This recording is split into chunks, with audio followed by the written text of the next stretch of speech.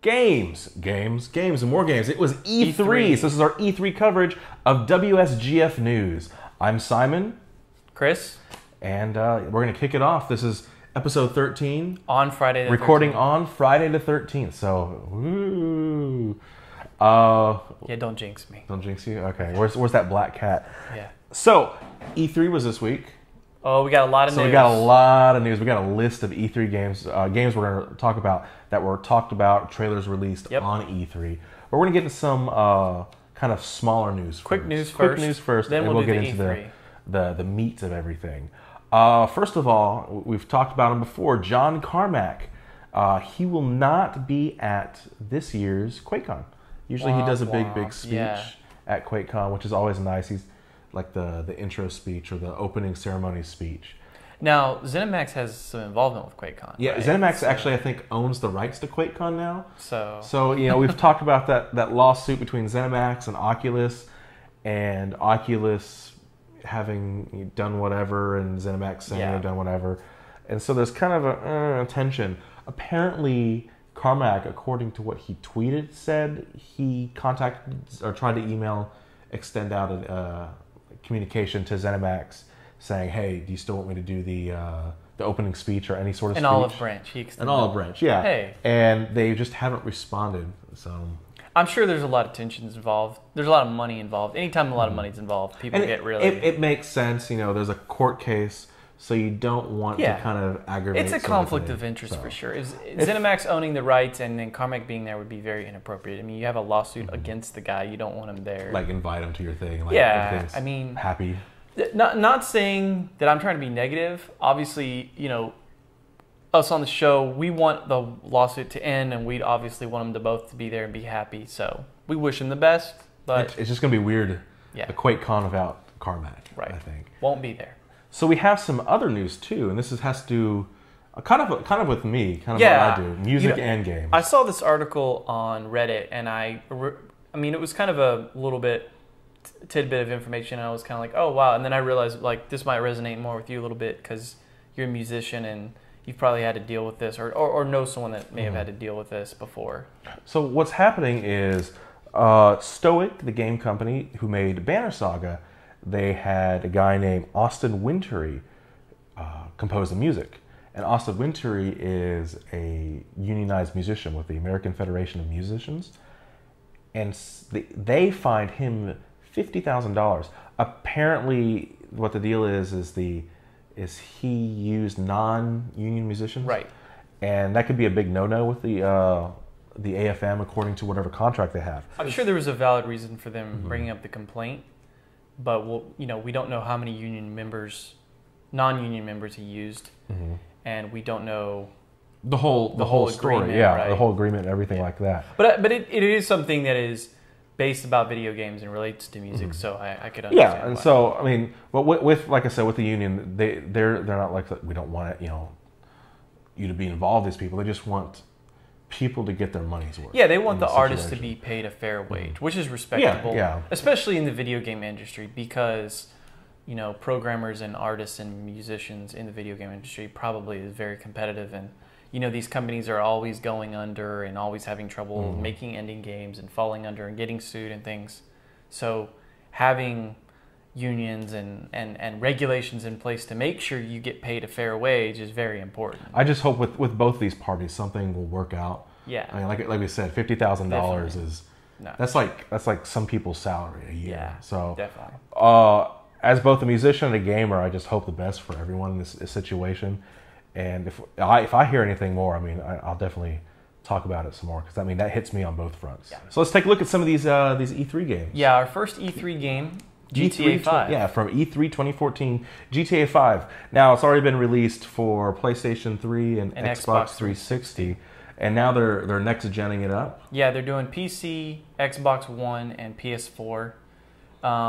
It looks really good. I saw some graphical comparisons between the last gen and the new gen consoles, as well as PC, and the graphics look definitely improved. Definitely better.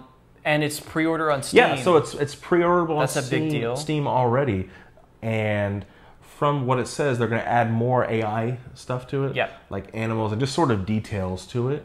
So it looks like we're not getting like just a flat out port, a really bad port. Yeah, we're getting some tweaks and some improvements. So I mean, we've had some issues before with Rockstar. Yes. And GTA always comes out way later on PC. Well, at least since what? GTA 3. I guess even 3, yeah. 3 and 4 and 5 has been delayed. But 5 is going to be simultaneous with the new gens. With the new gens. Yeah. Well, hopefully, right? So hopefully we won't get gypped, I guess. Right. I've heard this is one of the best GTAs yet from the original. I haven't played it just because I didn't play 4 that much, but I've heard 5 is a drastic improvement. It's really good. The multiplayer is a little bit, average. But I've heard the single player is really good because now you play as 3 guys. And you just go jump back and forth. And I've heard that makes a big difference in terms of the gameplay. All right, so the next game we're going to talk about, Alien Isolation. Yes.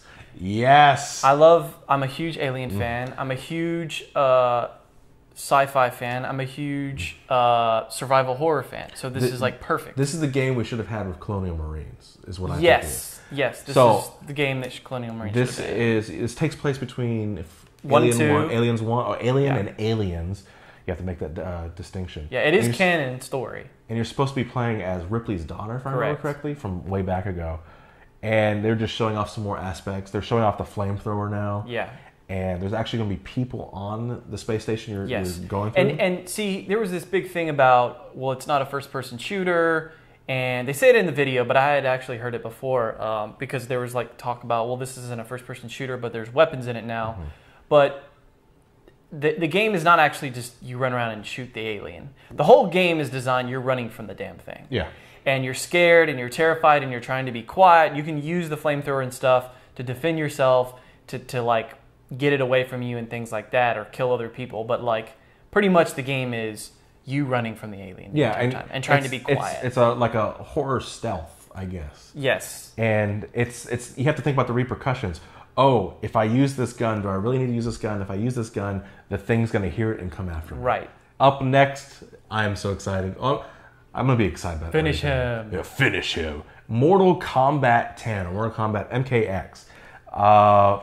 First of all, looks freaking amazing. It's as ruthless as you want from Mortal Kombat. Oh god, man. The fatalities at the end, just they're looping through it at the end, just man, it's so amazing.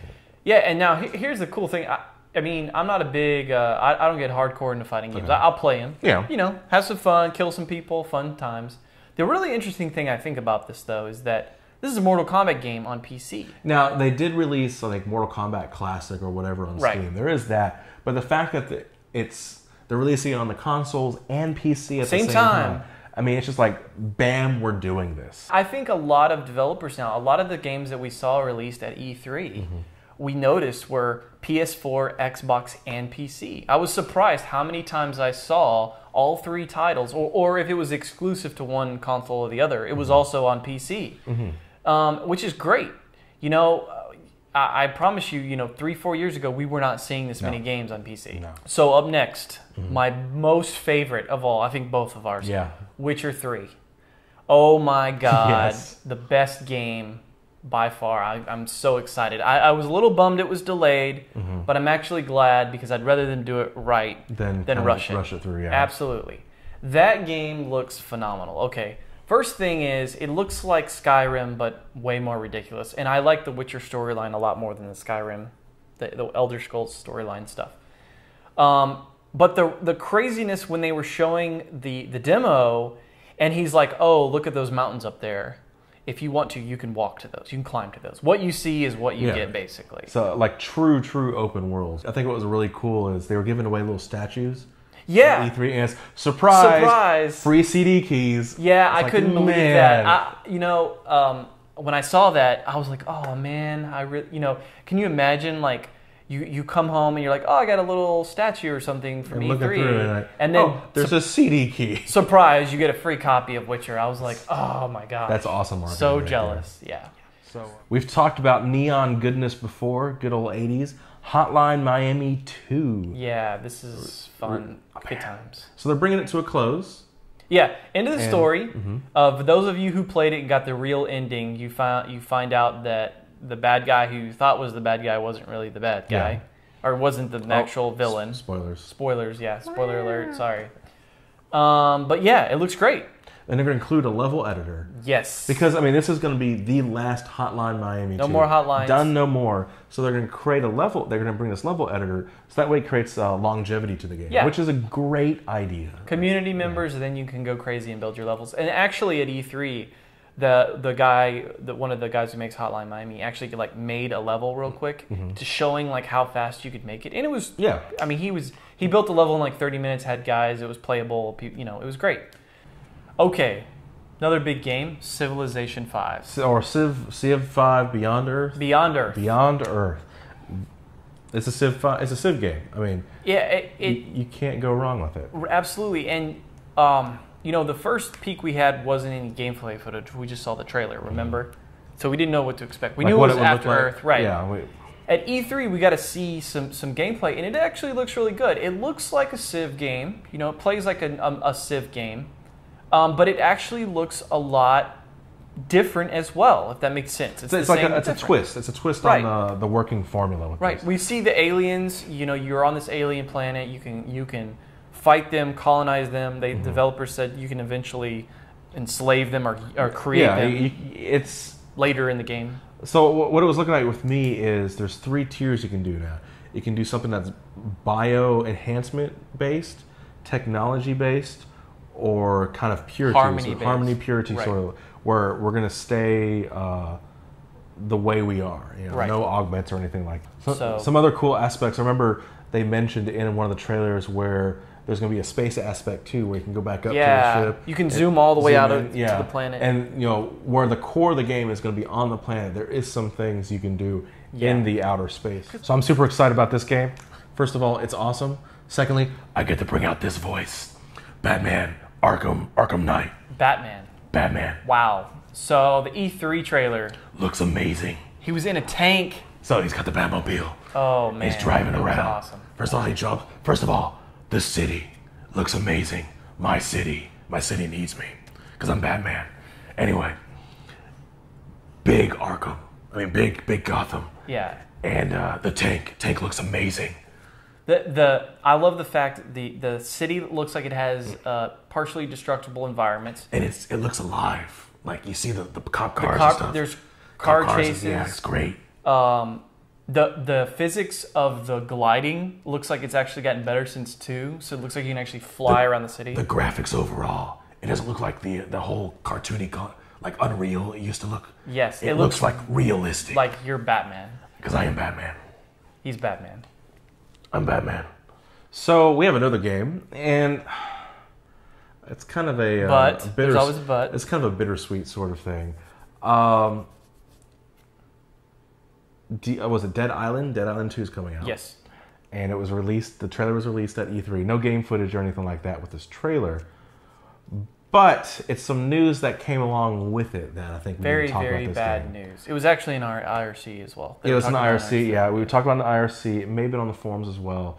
But apparently, Dead Island 2, which is coming out for PC and for the consoles, PlayStation,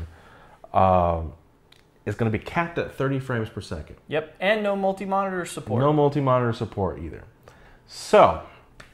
so no multi-monitor support. Let's just say that and let it sit there for a second. Yeah, just let everybody think about that. No multi-mon, capped at 30 frames per second. And we're in 2014. Now, I'm worried with, I guess we have moment of silence of that? Moment of silence. Yes. Okay. Now, I'm worried because they're saying no multi-mon support. I mean, what's the resolution they're going to Vert keep? minus or something. It's probably going to be just locked in at 16 by 9, right? Yeah. And... Because it's probably a console port. Yeah, it's most probably likely a 16 by 9, 30 frames per second console port, more than likely. We should almost feel lucky that we're getting the game at all. I know. Right. So we had a lot at E3. Obviously, we couldn't cover everything, but we did have our own personal favorite picks. Mine was Battlefield Hardline. I'm a big Battlefield player.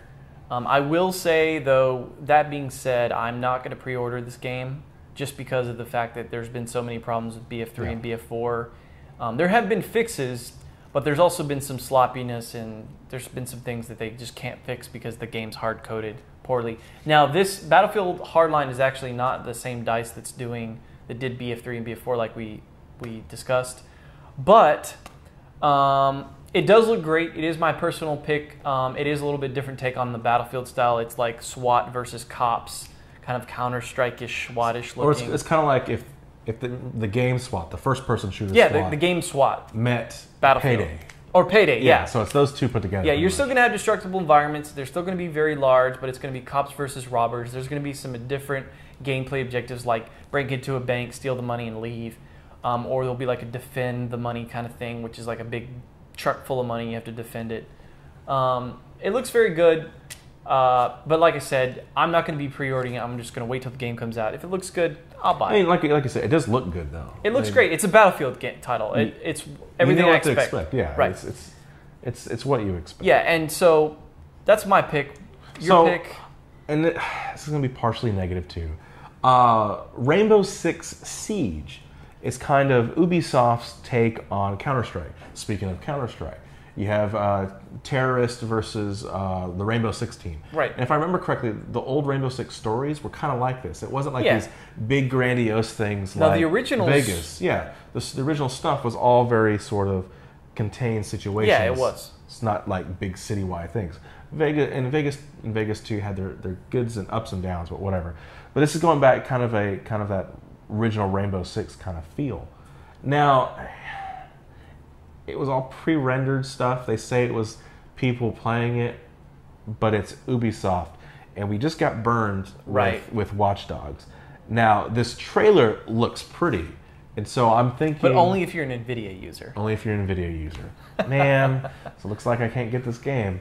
But, yeah, it looks pretty. It does look pretty. But I'm thinking it's sort of that Watch Dogs situation, too, where it was all pre-rendered stuff. Yeah. Again, the same dilemma I'm in with DICE. Mm-hmm. You don't know the behavior of this Yeah. company, Ubisoft, so you're unsure about the game. Same I am with DICE. What you also see, like, it's supposed to be multiplayer, like 5v5, and you're on the SWAT team, the Rainbow Six side, and it's supposed to be communicating with each other. And I've done some voice acting work before, and this sounds kind of scripted, I think is the word. Yeah. So... Well, we've got a long way to go, right? You know, the game, Yeah. it's only E3, so... And there's cool things like you could blow through walls and just shoot through walls. Like, oh, we need to get into that room. They've barricaded the doorway. Bum, bum, bum, bum, bum, and they blow like a hole through the wall, which is kind of cool. But I really question what's going to actually be in the game. Yeah. Because of the whole Watch Dogs situation. Yeah, so those were our picks, guys. Obviously we couldn't cover every game. Yeah, I mean, there's so many games, things like Far Cry, and that's going to be a big thing. Evil Within. Evil Within. Oh, that's going to look awesome. Yeah. So, I mean, let us know what your picks are. Comment below. Message us on the forums. I have a forum going up about people's opinions on E3. Yes. So post on that. What do you think? What did you think about? We definitely want to hear your opinions about E3. What were your thoughts? Shoot us some comments on like the trailers. You know, if you had a favorite trailer or favorite video you wanted to watch and things like that. We're definitely interested in hearing it. So thanks for checking in this episode 13. On Friday the 13th. On Friday the 13th, or at least recorded on Friday the 13th. Yes. We survived. Want to give a shout out to two companies real quick. First of all, I went to a convention 2 weekends ago and met up with two different companies. First of all, the guys from X-Plane that make X-Play 10. I got to play X-Play 10 with the Oculus Rift. They say that X-Plane is going to be on Steam soon, eventually. And with Oculus support? With Oculus support. Right now, It's all beta, in-house sort of thing. Oh, it's cool, just flying around. You know how much we like the Oculus. The other thing is the Pixel game guys. They're making a game called The Aegeus Effect. I think they're San Antonio based, or at least some of them are. It's like an open world, almost like scary adult Minecraft is what they called it. Cool. Because you can build things, I like scary games. Build buildings. You're in a city, but you can build your barricades and stuff like that. Build some things on like a car, build up your car and stuff like that. It's cool. It looks cool. So shout out to those two guys. So X-Plane 10 and The Aegeus Effect by Pixel Loop Games. But yeah, this is WSGF News. Thanks for paying attention. Be sure to like, comment, subscribe. Yeah, catch us on Twitter. I'm at Computer Lasco. The main WSGF is at WSGF. I am at The Destroyer FTW. Be sure you also check out the site, WSGF.org. A lot of us there. Check out the IRC. Yeah, And leave us a comment on the videos. You can also leave us a comment on the YouTube channel, or send us a tweet with your ideas and thoughts. Again, we would really like to hear your E3 thoughts. We've talked about this before. Post your battle stations. I've got a plan. Oh yeah, battle stations. I've got really important. Something to do. I want to do with the battle stations by the end of the year. Nudge, nudge, wink, wink. Maybe a contest. Yeah, guys, just take a quick picture, even on your cell phone. Just take a cell phone pic and put it on the forums. We'd really like to see y'all's battle stations. Just show it off, even if it's a single screen. It's still wide. Yeah, we want to see everyone's rig setups so that we can talk about them on the show. Check out DRs, make DRs, and check us out next week. We'll see you next week. See you next week, guys.